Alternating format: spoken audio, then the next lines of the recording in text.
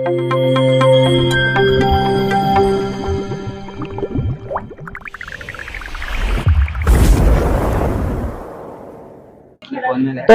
आज हम लोग पढ़ने वाले हैं, मतलब पढ़ाने वाले हैं आपको जैव अणु अर्थात बायो मॉलिक्यूल्स।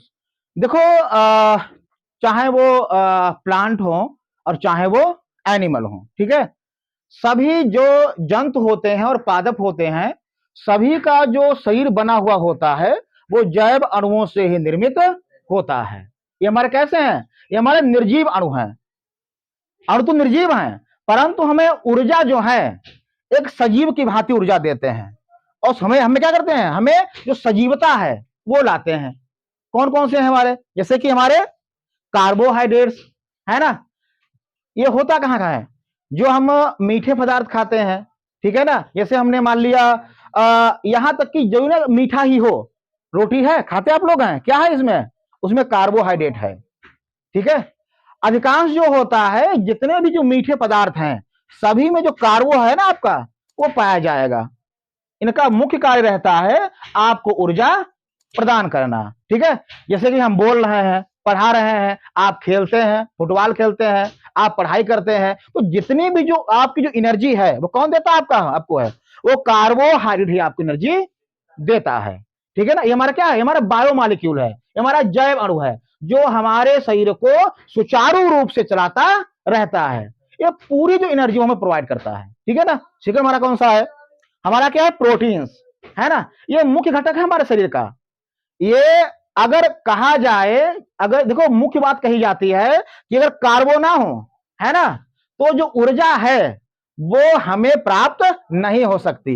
परंतु कार्बो के अलावा जो फैट होता है, इसमें लिखा है लिपिड, है ना, फैट या लिपिड, है ना, ऊर्जा उनसे भी प्राप्त होती है। परंतु यदि हम चाहें कि प्रोटीन्स को एक कहें कम आके, ऐसा नहीं हो सकता।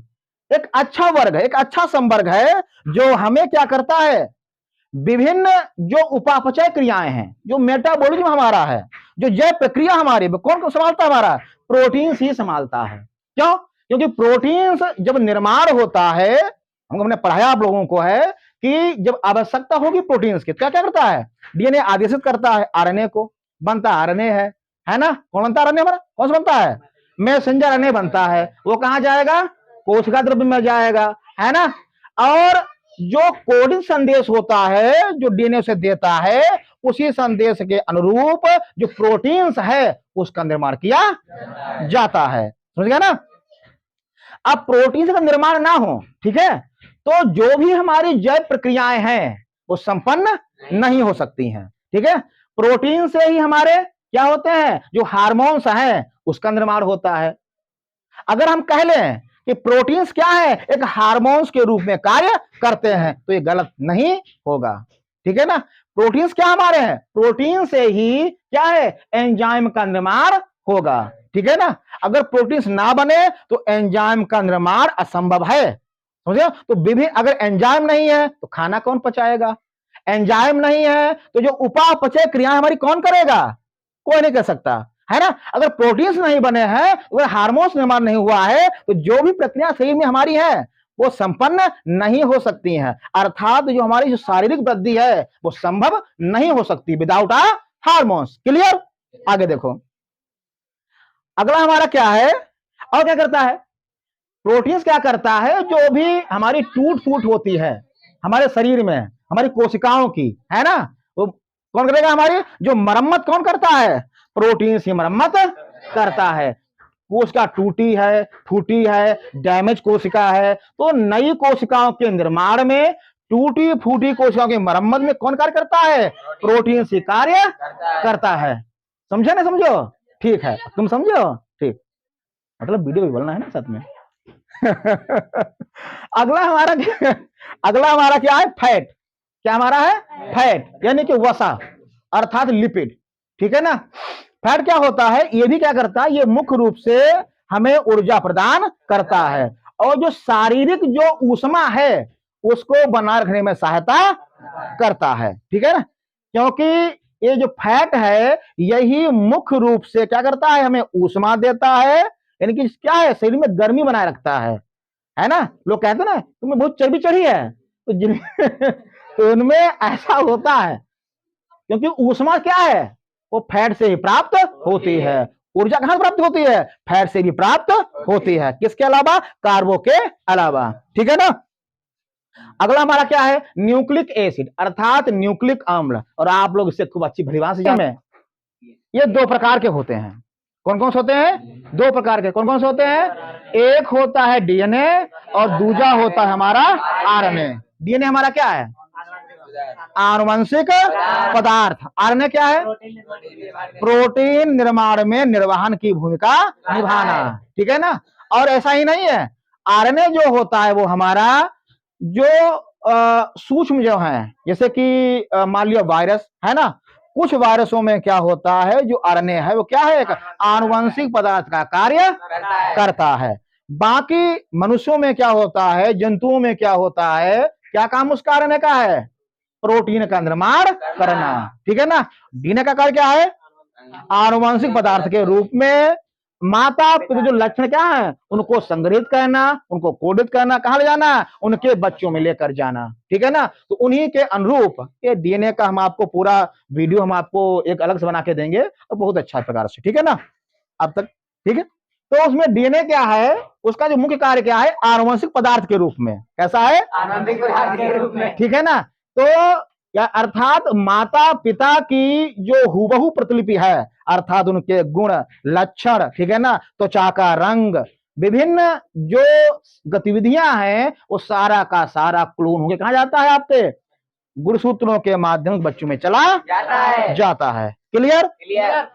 तो ये हो गया हमारा न्यूक्लिक अम्ल। कितने होते हैं, दो प्रकार के, डीएनए एंड आरएनए। आरएनए क्या है, प्रोटीन में, डीएनए का है में है आनुवंशिक पदार्थ में। क्लियर। अगला हमारा विटामिन, क्या है ये, विटामिन, ये हमारे जो जैवीय कारक होते हैं, अर्थात जो जैवीय प्रक्रम होते हैं उनमें भूमिका निभाते हैं, अर्थात आपको ऊर्जा भी देंगे, है ना, और क्या करेंगे, आपका जो उपापचय है उसको बनाए रखने में सहायता प्रदान करेंगे, ठीक है ना।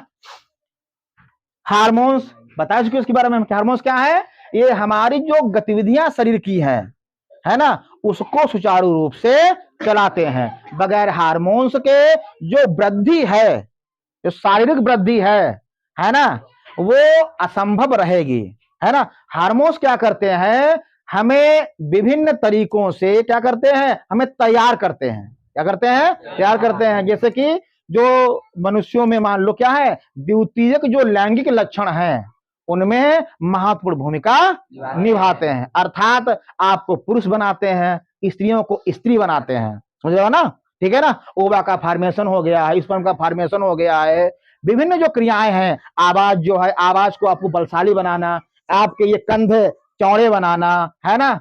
और जो फीमेल्स हैं उनके जो आर्गन्स हैं, तो उनको भी विभिन्न तरीकों से तैयार करना, प्रकार से उनको क्या करना है, तैयार करना आगे आने वाली गतिविधियों के लिए, ठीक है ना।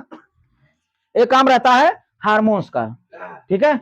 एक हार्मोन्स की जो मात्रा, अल्प मात्रा जो होती है, जो आपके शरीर को सुचारू रूप से चलाती है, हार्मोन्स कहलाता है, ठीक है ना।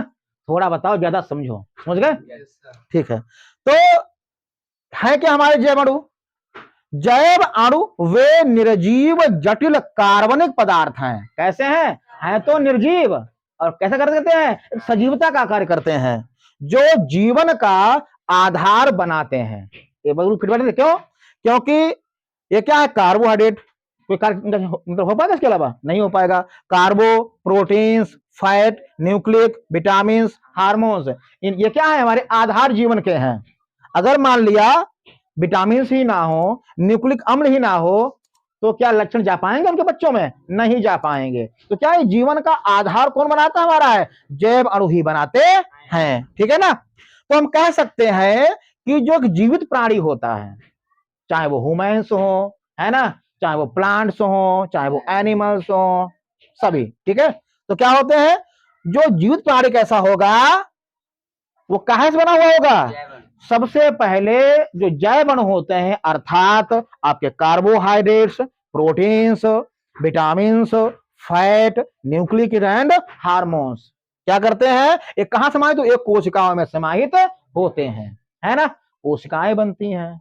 और जब बन जाए कोशिकाएं बहुत ढेर सारी एक समान जैसी, तो बनाएंगे ऊतक, और ऊतक से क्या बन जाएंगे, हमारे अंग बनते हैं, और अंगों से क्या बन जाता है, जीवित प्राणी का निर्माण हो जाता है। तो हम कह सकते हैं कि हमारे जीवन में, है ना, हमारी विभिन्न क्रियाओं में, हमारे रोजमर्रा की जरूरतों में, हमारे विभिन्न उपापचय क्रियाओं में, पाचन में, है ना, मतलब पाचन में विभिन्न जो भी माध्यम है शरीर में जो भी क्रियाएं होती हैं, उनमें कौन उत्तरदायी है, जैव अणु हमारे उत्तरदायी हैं। धन्यवाद।